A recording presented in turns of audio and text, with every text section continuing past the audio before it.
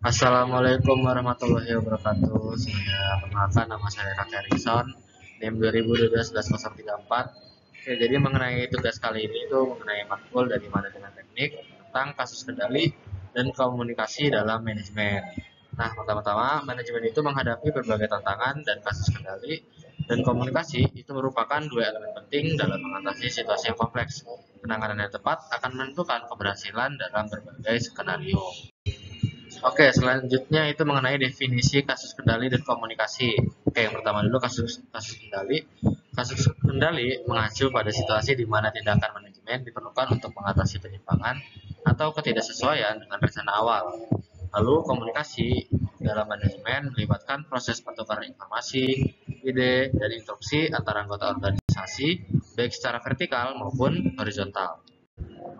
Oke, selanjutnya pentingnya kasus kendali dan komunikasi dalam manajemen. Yang pertama itu adalah identifikasi masalah, yaitu dengan menemukan penyimpangan dan ketidakefisienan dengan cepat untuk mengambil tindakan tepat. Yang kedua, mengambil keputusan di mana komunikasi yang efektif mempermudah koordinasi dan kolaborasi dalam mengambil keputusan.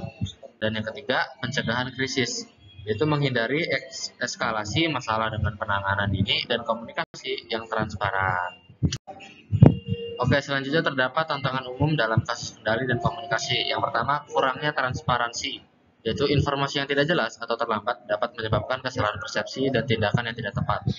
Lalu yang kedua, komunikasi yang buruk. Nah, miskomunikasi itu dapat menyebabkan kebingungan, frustasi, dan konflik, menghambat proses pengambilan keputusan.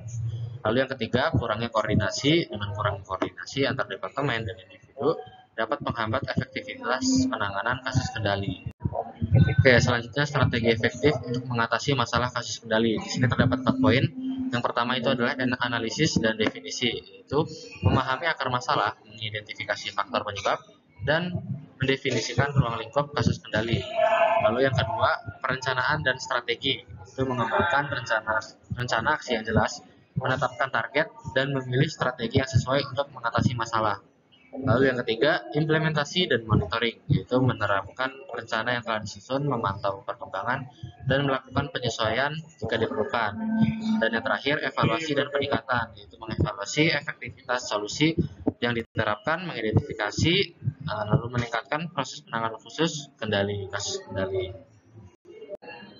Oke, selanjutnya mengenai peranan komunikasi yang baik dalam menangani kasus kendali. Yang pertama, komunikasi yang jelas, yaitu dengan menggunakan bahasa yang mudah dipahami, menyampaikan informasi secara tepat dan menghindari istilah teknis yang tidak dikenal. Lalu yang kedua, komunikasi yang terbuka dengan menciptakan lingkungan di mana semua anggota tim dapat berbagi pendapat, memberikan umpan balik, dan mengajukan pertanyaan. Lalu yang ketiga, komunikasi yang teratur, yaitu dengan menentukan jalur komunikasi yang efektif, mengatur pertemuan rutin, dan menyediakan platform untuk bertukar informasi. Lalu yang terakhir, komunikasi yang proaktif, yaitu dengan memberikan informasi penting secara tepat waktu, mengawasi perkembangan, dan menyampaikan informasi penting kepada stakeholder. Oke, jadi studi kasus sukses penanganan kasus kendali dan komunikasi. Untuk studi kasus, ketika penurunan kualitas produk, tantangannya itu adalah proses produksi yang tidak efisien, miskomunikasi antara tim produksi dan tim R&D. Lalu untuk solusi yang dapat diberikan itu melakukan audit proses, meningkatkan komunikasi, dan mengimplementasikan sistem kontrol kualitas baru.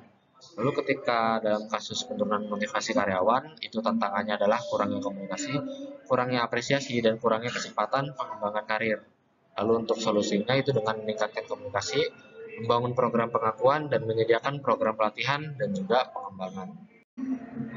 Oke, yang terakhir merupakan kesimpulan dan rekomendasi. Jadi kasus kendali dan komunikasi itu merupakan elemen penting dalam manajemen yang membutuhkan penanganan yang cermat dan strategis dengan meningkatkan transparansi, membangun komunikasi yang efektif, dan menerapkan sistem kontrol yang tepat. Organisasi dapat mengatasi tantangan dan juga mencapai tujuan.